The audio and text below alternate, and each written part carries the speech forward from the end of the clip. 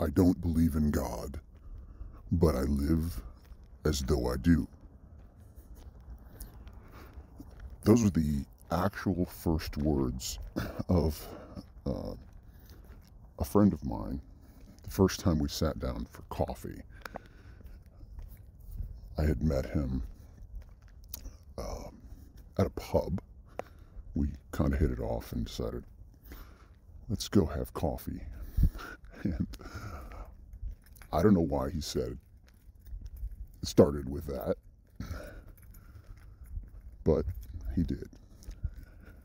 And that'll be today's topic.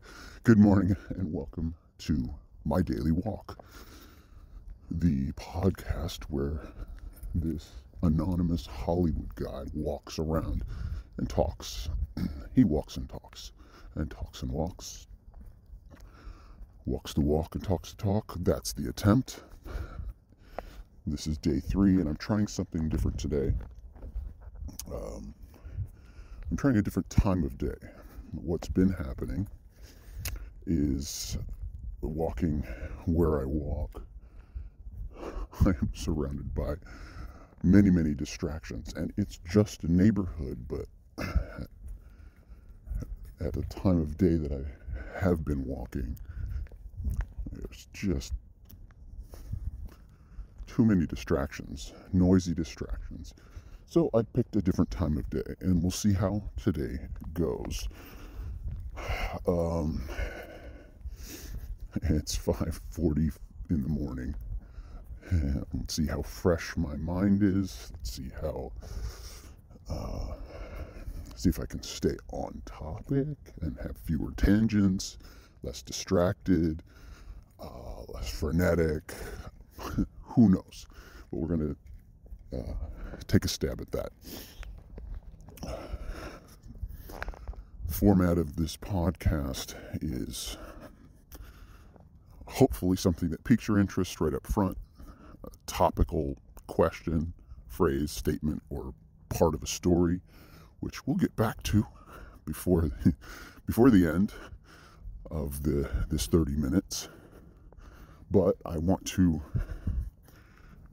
review the previous day's subject, perhaps finish a thought I didn't finish, and then launch into the new topic.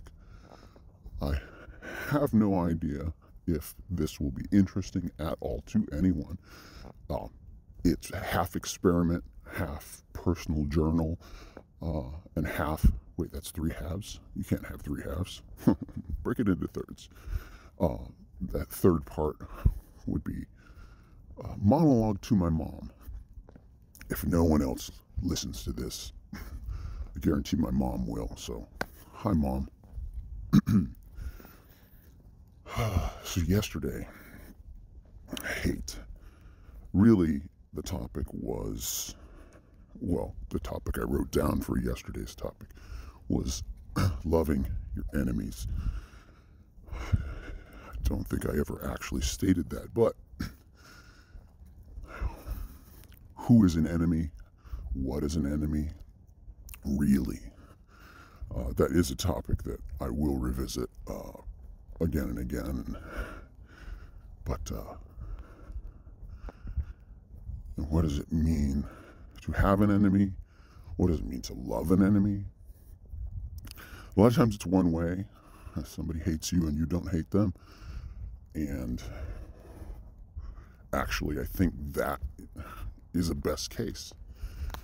I don't,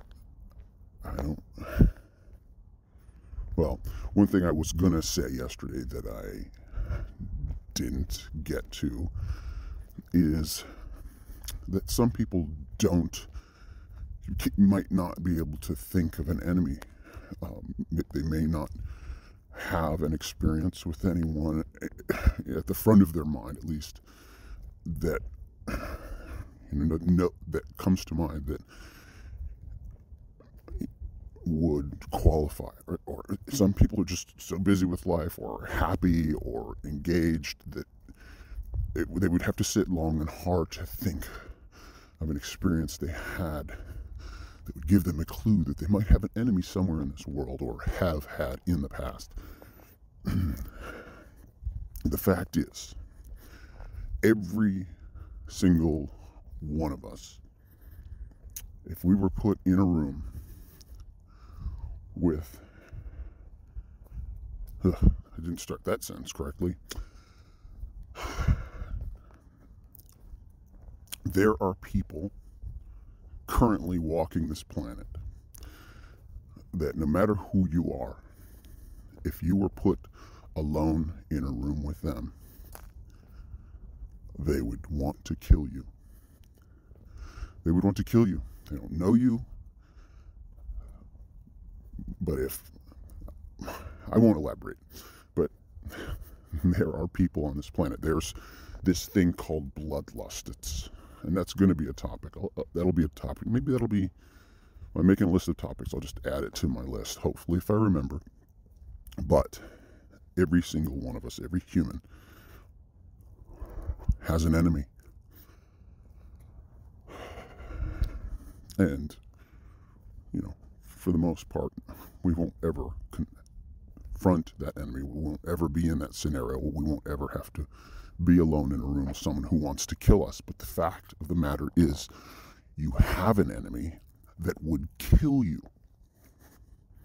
That's the reality. The planet we live on, there are people that would kill you at the first chance if they had it. Okay, so with that being the case, how do you love a person like that? If you don't consider a person an enemy, yet they consider you. Well, I didn't cover it yesterday as a part of yesterday's topic. So, just email me if you really want me to get back to that. You will have the email address by now. When I started recording, I don't know how far into these recordings. This is the third consecutive day. But I do not yet have an email address. But by the time you hear this, I will. And it will be mydailywalk@something.com.org.net. So email me if you want me to talk about loving your enemies again. It's a eternal topic. All right, so there's part of my intro and visit to the previous topic. And I'm 8 minutes in. Well, let's get to today's topic. How did I start? I don't believe in God, but I live as though I do.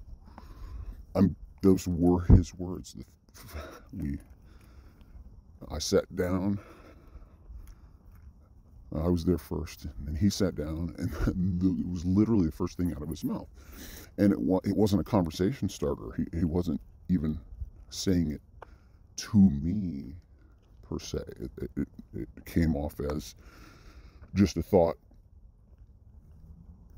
that was under his breath. Not really under his breath, but he said it out loud. It wasn't looking at me, directed at me. And since then, I've heard that phrase again. But, and I don't know that he actually, I don't know, because I've heard it again, I don't know that he was saying it from his heart as something that he actually believes, or if he had heard it and was just repeating it and applying it. I don't know. And I hadn't even broached the topic of theology with him, and I still don't. It's not a topic that we've ever wandered into, though he did say recently, in passing, that he's wanting to study, like, scripture, or I don't know if he said the Bible or if he said Christianity. Interestingly, we've never talked on that topic. He's just brought it up that first time, and then recently saying he's interested in studying it. So I don't know. The guy, I met him a year ago. We've become very, very good friends. I mean, he's uh, a brilliant guy. He's young, his mid-30s, had his share of life trauma and been adversely affected by it, yet, at least to this point, has not been destroyed by that adversity. In fact, it's shaped him into quite a resilient fellow. I just say he has certain capacities that would categorize him as genius, maybe. I mean, when he starts talking about the things that he, like the work he does, his interest, his profession, he talks at a level that I'm barely able to keep up, but I am able to track. I'd say 70 to 80% when he really digs down into the nuts and bolts of what he does, I'm able to track with him, which surprised me because it's a field that I have no experience in, yet much interest, at least, what he's doing. So I'm sorry I'm teasing. I'm not going to tell you who he is. You know, someday you may find out. It's not like he's famous or anything. I'm just saying I am not going to be revealing people's identities here. He's a friend of mine.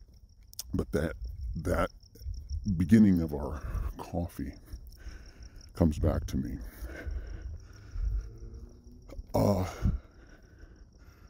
I think that sentiment is more universal in Western culture, at least.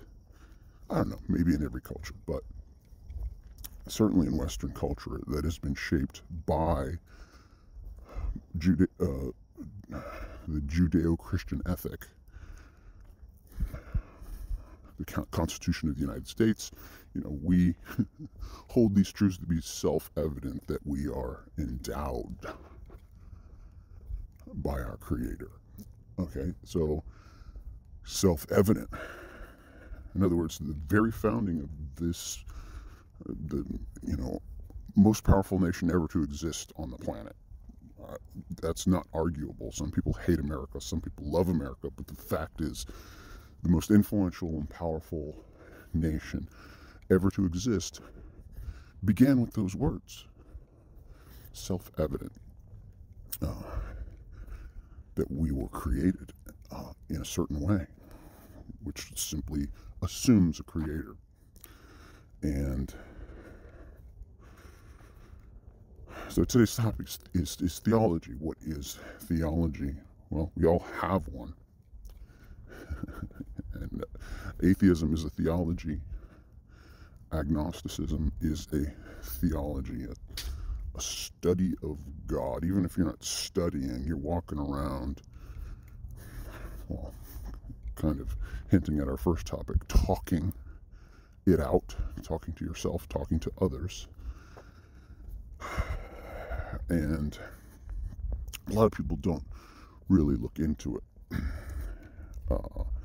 as to what theology makes the most sense.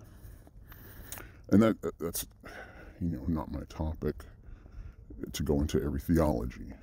But why would you say you don't believe in God, but you live as though you do? Is that hedging your bets? Is it, well, just in case? I think there's a philosophical phrase for that.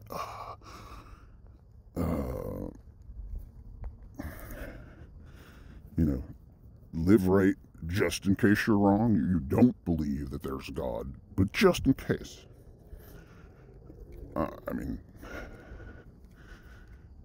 Well, then there's a question of what does it mean to believe in God?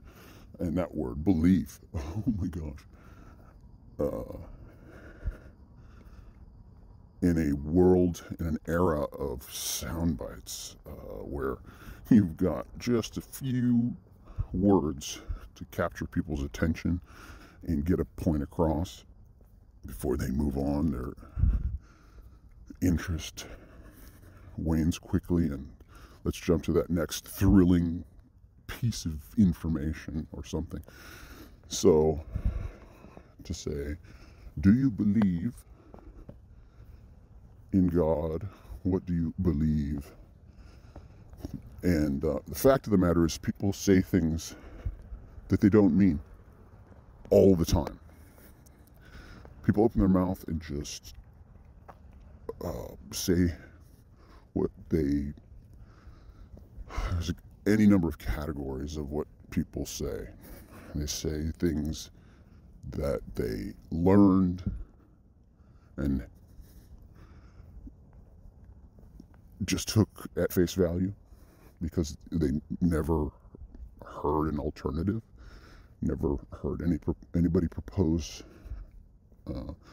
a second or a third point of view about said subject, and they learned it from a person that was supposed to be an authority in their life, a teacher, or a parent, even a pastor, or a celebrity, someone they look up to.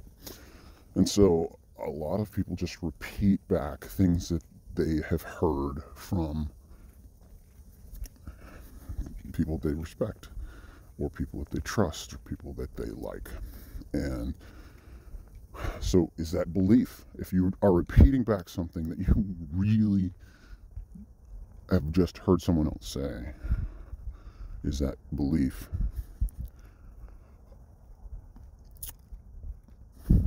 Or adoption, or indoctrination, or parroting?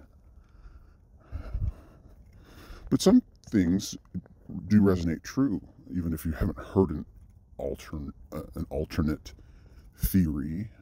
Some things just ring true. And so that could be the case, and it is in many cases the case. If you hear 2 plus 2 equals 4, you don't need you don't need an alternate, point of view on that. That rings true. I mean, there's a point in all of our development where we may have to wrestle with that. Obviously, the 2 plus 2 is a ridiculously simple example, but any mathematical equation, and anybody who understands math and things that math proves, they're called proofs. Once you've reasoned it out and seen the logic, seeing is really believing, right? You see it in your mind, you see it rationally, logically.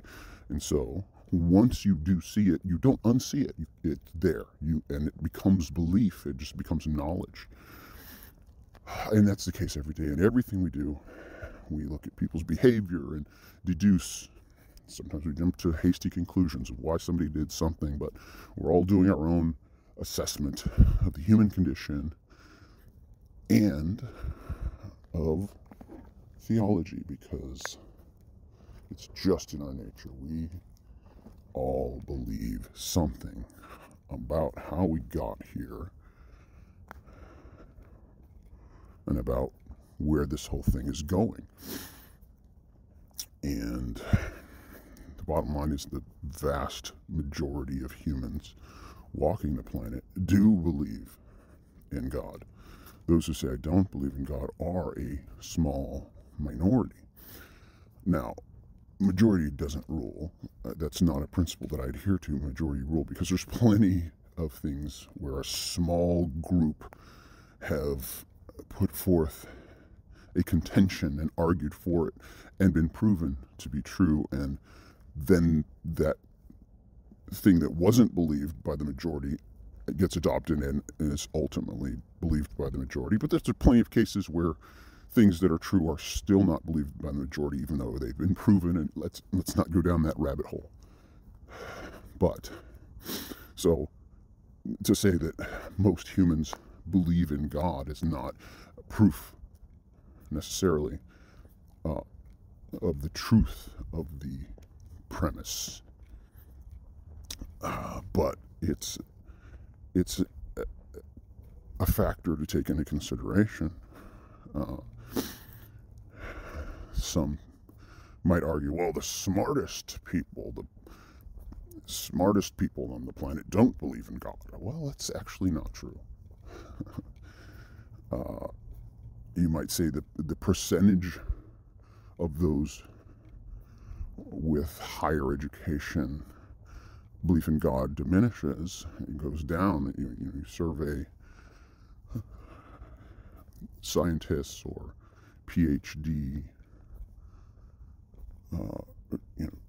that there is that I don't know where the cutoff is, where it goes from 50% down to 10%. I don't know the ratios. I haven't looked at statistics. I just know this. This is an extemporaneous podcast. I'm not doing research for it. I'm reflecting on things that I know and recall. And there's an email address for you to correct me. Just look in the description. The email address is there, even though I don't have it yet. Anyway, getting back to the topic. There are brilliant physicists who believe in a creator. I'm not going to talk about percentages here because I don't know, but I personally know a guy who's working on dark matter. He has a grant and works at one of the top universities in the world, a grant to work on dark matter, and the project he's working on with, I don't know how many people are with him, but they will likely be nominated for a Nobel Prize in physics. And that's, it's not bragging, it's just the fact that people that work on this kind of stuff will probably be entered into, usually have to wait for the results of their study, and if their premise comes out to be true, they make a discovery that contributes to the, to the body of knowledge. Whichever one of those contributions in that round of Nobel Prizes, whichever of those contributions makes the greatest, is the greatest breakthrough in knowledge, whatever that I'm speculating here, but that generally wins the prize. So he's going to be in that echelon. He's already in that echelon of thinkers. His mind thinks in terms that the majority of the human population couldn't even grasp. That's the level this guy's on, about the nature of the physical universe.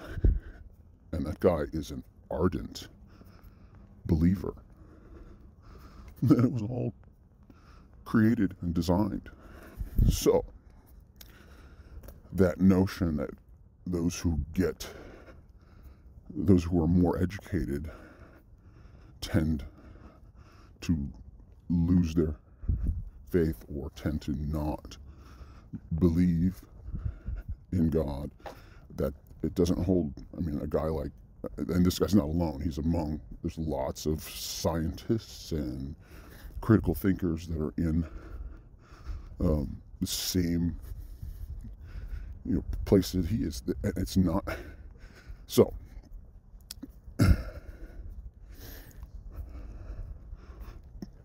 So what does it mean to believe? And then why would you live as though there were one? Well, to me it makes sense to live as though there were a God, because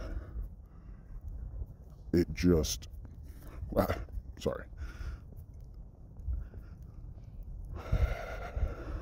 suppose you have to break it down. What kind of God? Because there are different versions of God. And so he's assuming when he says that, and he's assuming the Judeo-Christian interpretation of what this God would be like. And that means justice, that humans have unique value, the image of God. Humans being created in the image of God is kind of a foundational principle of that worldview. It's something radical. What does that mean, the image of God? Well, we'll do a topic on that. I may already have that written down. What does it mean, the image of God? But some of that is that we have value, we're creative, we should be regarded and respected. Where, I mean, the bottom line, you might say, okay, I'm going to go on a quick tangent. How much time do I have left? Okay, 3.5 minutes. Well, first of all, I do like this. I've been less distracted. Perhaps I've not been as articulate, but I think I've been able to stay more on topic. Walking at 5:30, 5:45 in the morning, whatever. So I'm going to maybe try and keep this up. I haven't seen as many. Well, certainly nobody walking their dogs at this time of the morning, but I also haven't seen past any other pedestrians. I did turn around because I saw a pair of people walking toward me. Anyway. I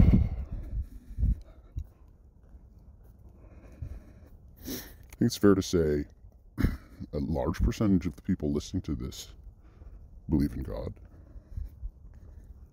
or claim to believe in God and live as though there is one. And maybe some people listening to this don't believe in God, yet live as though there is one. I think the worst case scenario is to not believe in God and live as though there is not one, because I don't care how many people say yin and yang, like you can't have good without evil, you can't have light without darkness. I think that's nonsense. I mean, it's patently nonsense. It's just nonsense.